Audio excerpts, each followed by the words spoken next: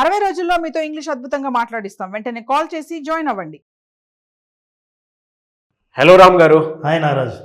మనిషి మనసు ఎప్పుడూ ఒక చోట ఉండదండి. అంటే ఇవాళ ఒక గోల్ పెట్టుకుంటే రేపు ఇంకోటి బాగుందంటే ఇంకా దాని మీదకి ఆటోమేటిక్గా వెళ్ళిపోతూ ఉంటుంది.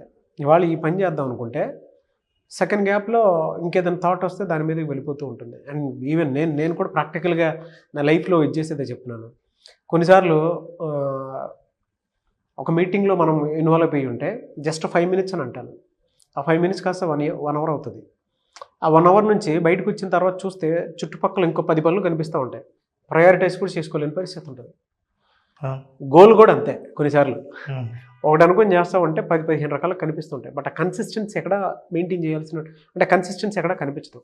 ఆ కన్సిస్టెన్సీ ఒక మనిషి ఏ ఆలోచన లేకుండా నిశ్శబ్దంగా స్తబ్దతతో కూడుకున్నటువంటి స్టేట్ ఆఫ్ మైండ్లోకి వెళ్ళిపోవాలి అని అంటే ఎలా? నారాజు, ఇది నిజంగా నువ్వు అడిగిన ప్రశ్న మామూలు ప్రశ్న అయి ఉండొచ్చు, కానీ చాలా రంగాల్లో అత్యున్నత స్థాయిలో ఉన్న వ్యక్తులందరూ కోరుకునే కాన్సన్ట్రేషన్ అది. నిజానికి మహాభారతంలో ధర్మరాజును యక్షుడు ప్రశ్నలు అడుగుతాడు. చాలా ప్రశ్నలు. ప్రాణం ఉన్నను కదలనిది ఏది అంటే కోడిగుడ్డు. అట్లాగా గాలి కంటే వేగమైనది ఏది అంటే మనస్సు అని చెప్తాడు. అసలు గాలి ఎంత వేగంగా వీస్తుందో మనకు తెలుసు. అంతకంటే వేగంగా మనసు ఉంటుంది. అంటే మనస్సు చంచలమైంది. మనస్సు మారుతూ ఉంటుంది, కదులుతూ ఉంటుంది. కదులుతూ ఉన్నప్పుడు ఒక చోటు నుంచి ఇంకో చోటుకి కదులుతున్నప్పుడు ఒక చోట ఆలోచన ఏదో రెండో చోట కదిలిన చోటుకి ఇంకో ఆలోచన ఉండే అవకాశం చాలా ఉంది. ఫర్ ఎగ్జాంపుల్, ఒక సన్నని గీత ఉంటుంది నారాజు. మనసు ఒక సన్నని గీత దాటితే సంపూర్ణంగా దీనికి ఆపోజిట్గా ఆలోచిస్తుంది. ఫర్ ఎగ్జాంపుల్, పొద్దున్నే నిర్భయంగా ఉన్నవాడు సాయంత్రానికి భయంతో ఫీల్ అవ్వచ్చు. ఇందాక నేను అనుకున్నది దాని మీద శ్రద్ధ ఉన్నది, సడన్గా దాన్నే నేను అశ్రద్ధ వహించవచ్చు.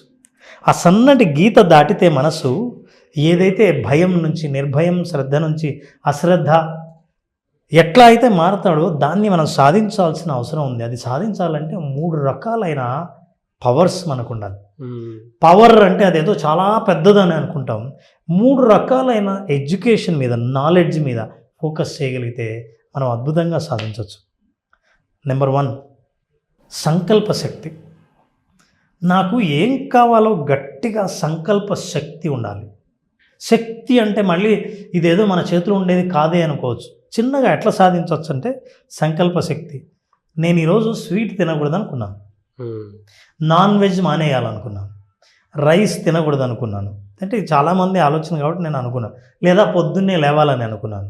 సంకల్ప శక్తి ఏంటంటే మిమ్మల్ని డిస్ట్రాక్ట్ చేయడానికి ఆ రోజే రాత్రి లేట్ అవుతుంది, నిద్రపోవడానికి ఆ రోజే చలి మొదలు పెడుతుంది, నిద్ర లేకుండా ఉండడానికి. ఏ రోజు మీరు స్వీట్ తినకూడదు అనుకున్నారో ఆ రోజే ఎవరో బర్త్డే చేసుకొని మీకు స్వీట్ ఆఫర్ చేస్తారు, కేక్ ఆఫర్ చేస్తారు. మీరు అనుకున్న సంకల్పాన్ని బ్రేక్ చేయడానికి పరిస్థితులన్నీ మూటగట్టుకొని, పని కట్టుకొని మీ దగ్గరికి వచ్చి మనం బ్రేక్ చేసే ప్రయత్నం చేస్తారు. అయినా మీరు బ్రేక్ కాకుండా ఉండడమే సంకల్ప శక్తి. రెండోది విశ్లేషణ శక్తి. విశ్లేషణ అంటే నేను ఏదైనా సాధించాలంటే ఏం వదలాలి, ఏం పట్టుకోవాలి, ఎక్కడ కాన్సన్ట్రేట్ చేయాలి, ఏది అవసరం, సాధించిన వాళ్ళు ఏం చేశారు, నేను సాధించాలనుకుంటే నేనేం చేయాలి అనేది విశ్లేషణ. విశ్లేషణ వల్ల ఏంటో తెలుసా, నేను ఎప్పుడైనా విజువలైజ్ చేసుకోవాలనుకుంటే ఏది విశ్లేషించానో అది నేను సాధించినట్టు విజువలైజ్ చేసుకోగలను. అది విశ్లేషణ శక్తి. విశ్లేషణలో చాలా బ్రేకప్ ఉంటుంది. అంటే నీకు ఎంతో తీక్షణంగా ఒక విషయం గురించి ఆలోచిస్తే తప్ప విశ్లేషణ రాదు.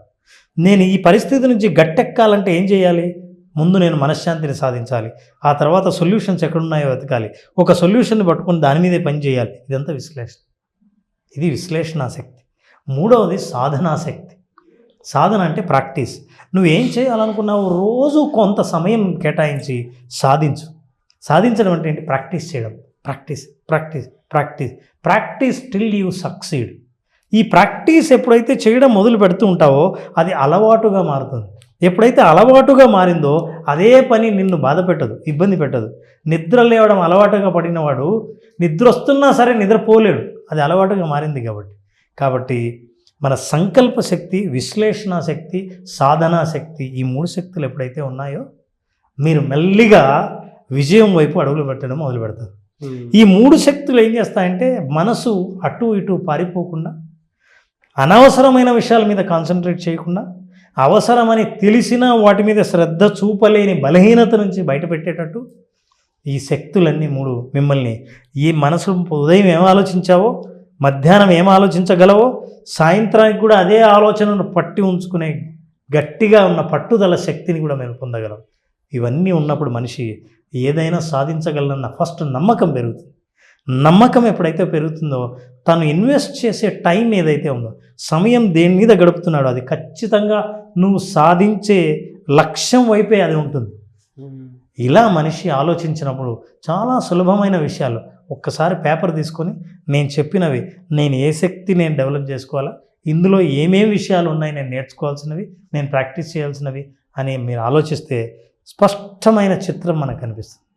ఈ చిత్రాన్ని నేను కనుక విజువలైజ్ చేసుకోగలిగితే, అంటే నేను ఎలా విశ్లేషిస్తున్నాను, ఎలా సాధిస్తున్నాను, ఎలా గట్టిగా ఒక ఆలోచనను పట్టుకొని అటు ఇటు దారి తప్పకుండా ఒకే ఆలోచన పట్టుకొని ఉండగలుగుతున్నాను అని నేను విజువలైజ్ చేయగలిగితే, దృశ్యీకరించుకోగలిగితే, భవిష్యత్తు నిర్మాణం చేసుకోగలిగితే, ఆ నిర్మాణం చేసుకున్న నా ఆలోచన నన్ను అదే నిర్మాణం వైపు నడిపిస్తుంది, అక్కడికే వెళ్ళేటట్టు చేస్తుంది.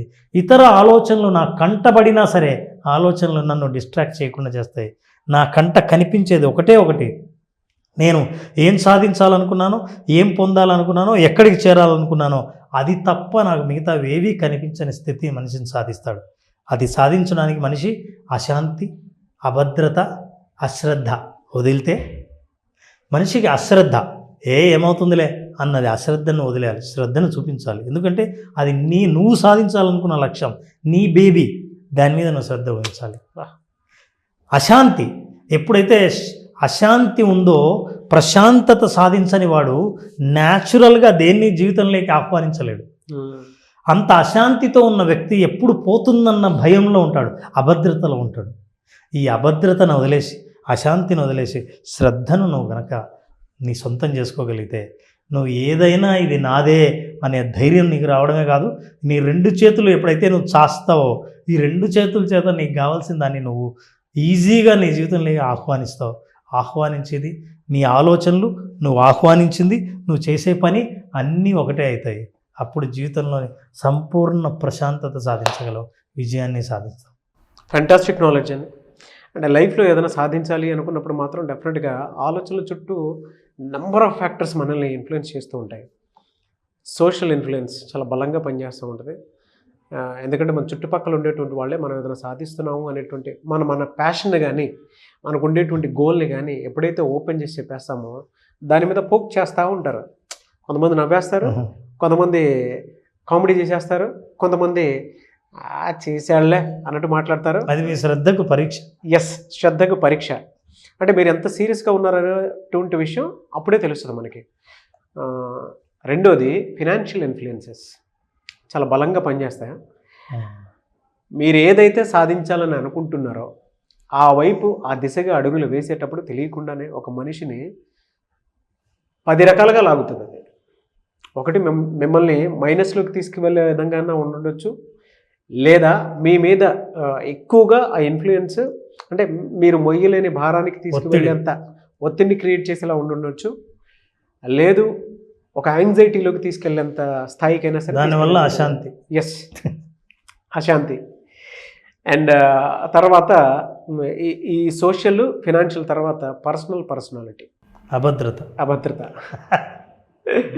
అది ఎప్పుడైతే నీకు తెలియకుండానే వస్తూ ఉంటుందో ఆ రోజే మనం చచ్చిపోయినట్టు.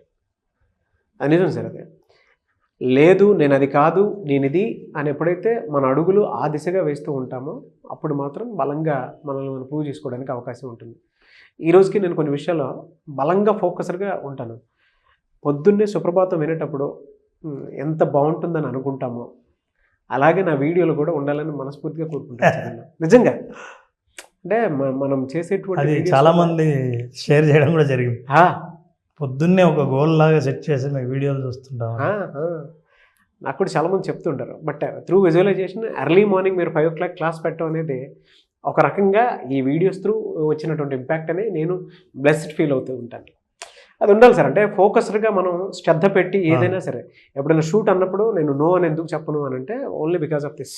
అవును, ఏది ఎప్పుడు ఏ విధంగా వెళ్తుందో, మనిషిని ఎలా కన్సిస్టెన్సీ మెయింటైన్ చేయగలిగే అవకాశాన్ని కాదనకూడదు. కాదు. ఏ అవకాశమైనా ఏ మలుపైన తిప్పొచ్చు. ఏ అవకాశమైనా సరే గొప్పదే, ఏ అవకాశమైనా సరే గొప్పదే. ఎస్, ఇప్పుడు అందులో చాలా పెద్ద మీనింగ్ ఉందా. అవకాశం ఏదైనా సరే గొప్పదే. అందులో ఎంపతిక్గా వెళ్ళేటువంటి ఫోకస్డ్గా ఉండేటువంటి ఏ లక్ష్యమైనా సరే గొప్పదే. Anyways, thank you so much Ram గారు.